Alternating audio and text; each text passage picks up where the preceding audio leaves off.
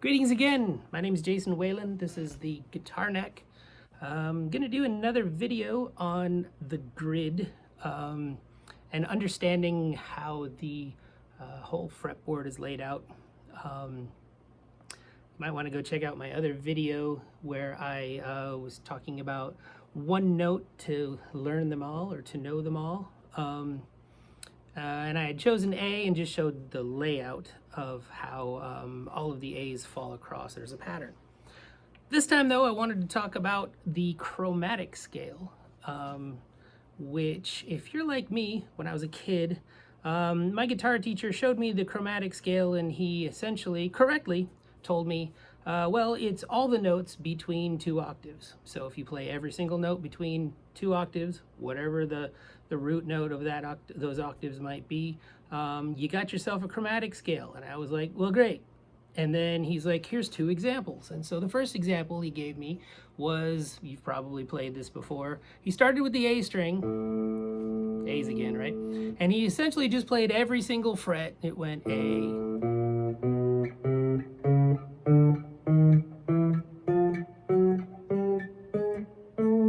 till I got to an A an octave higher. Great, awesome. How do you use that? I didn't know. So after that, he moved over to this one, and he played.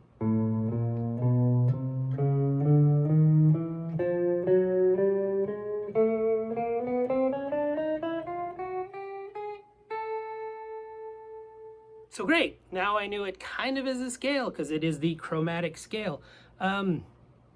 But it seemed like pretty disassociated from other scales that I was learning at the time. And he sort of left it at that.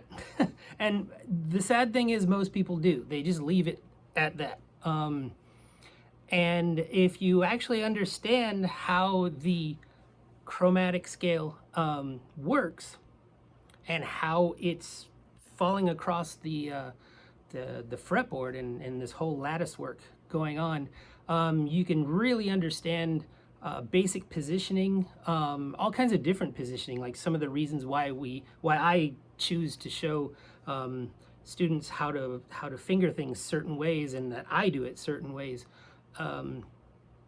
And it kind of comes back to this exercise that everybody calls the chromatic scale exercise, which is that thing where you probably started it on the 1st fret, but let's keep it in context. You know, you did the 1, 2, 3, 4, 1, 2, 3, 4, 1, 2, 3, 4, 1, 2, 3, 4, 1, 2, 3, 4, 1, 2, 3, 4. That whole thing. Whereas in that it's sort of the chromatic scale, but it's leaving stuff out. You're missing some notes, okay? So what we're going to do is we're just going to take that one to start with, and then you're in trouble, because I'm going to turn it into all these other easy permutations. I promise it's not terribly difficult, but it is. There's different ways of doing this, but they're all kind of the same. And I know that sounded like some sort of Mr. Miyagi wax on, wax off stuff, but it is what it is.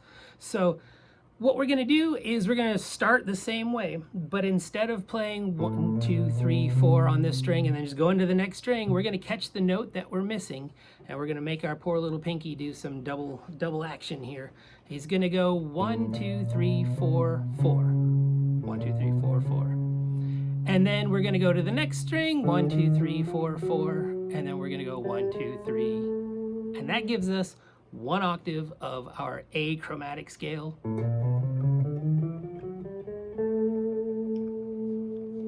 And again, you can hear it's the same thing as that, and it's the same thing as that. But this crab crawl thing really doesn't seem to have any context, and neither does the 1 string thing. But this, on the other hand, has all kinds of context, because when we play the A major scale, you can kind of see I'm using the exact same fingering I was using just a minute ago. If I play the A minor scale, I'm using the same fingering that I was using, the same basis for my fingering that I was with the chromatic scale. Doesn't end with that though, and we're going to go on to the next octave. So we're just going to continue that just like I did before. We're going to go 1, 2, 3, 4, 4, 1, 2, 3, 4, 4, 1, 2, 3, 4, 4, 1, 2, 3, 4. But as I mentioned in the last video, the guitar is kind of a jerk between the G and the B string, so we're not going to do the 4 here. We're going to catch that note there. It would have been the same note, but we're not going to double ourselves. We're going to play that, and then we're going to continue.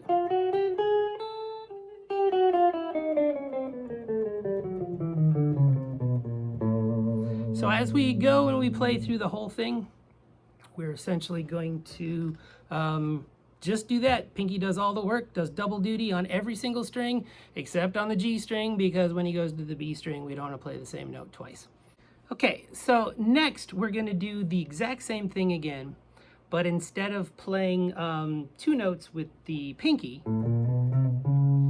we're going to take this note, in this case it's a C sharp, we're going to actually catch it with our first finger. And to me, that kind of sort of interplay with having both sides of the hand have that available note becomes kind of important into understanding a lot of things on the guitar, and we can talk about that in future videos. But for the sake of this exercise, we're going to do this so that the whole idea of having that be natural becomes more natural. So we're going to go 1, 2, 3, 4, 1, 1, 2, 3, 4, 1, 1, 2, 3. And then if we continue that, guitar's a jerk there, so we're only going to do 1, and then we're done. So going through that way and then kind of coming back.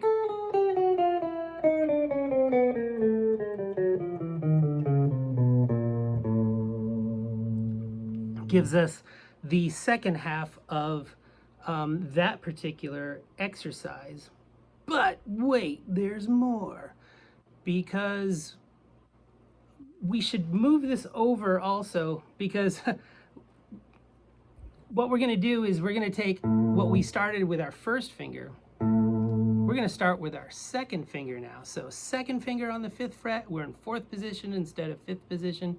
And what we're going to do is essentially, it's the same thing physically. There's no difference, except we're going to start here. It's going to go, and we're going to do the pinky side first. 2, 3, 4, 4. 1, 2, 3, 4, 4. 1, 2, 3, 4. Now we started with 2 and ended on 4 instead of starting with 1 and ending on 3.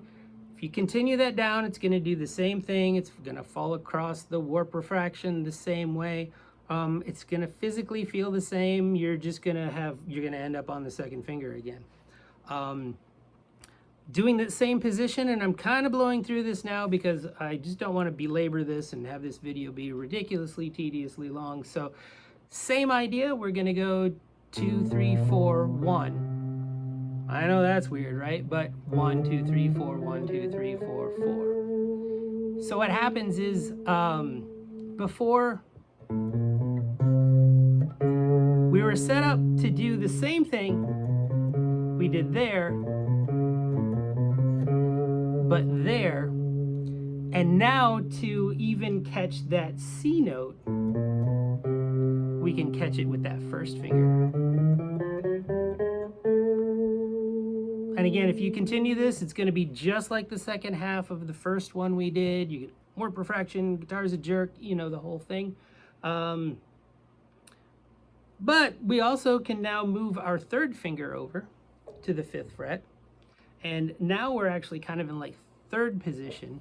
We can start off the same way. We're going to go 3, 4, 4, 1, 2, 3, 4, 4, 1, 2, 3, 4. And we're going to stretch out to catch the octave that time. If you continue down, it's the same thing again. Now, though, it's going to get kind of interesting. We're going to cross a threshold, because if we go 3, 4, and we catch that B note there, we're going to end up with our octave over here now. So we've kind of we've kind of walked through a door and it's now over here. We over in that part of the guitar. So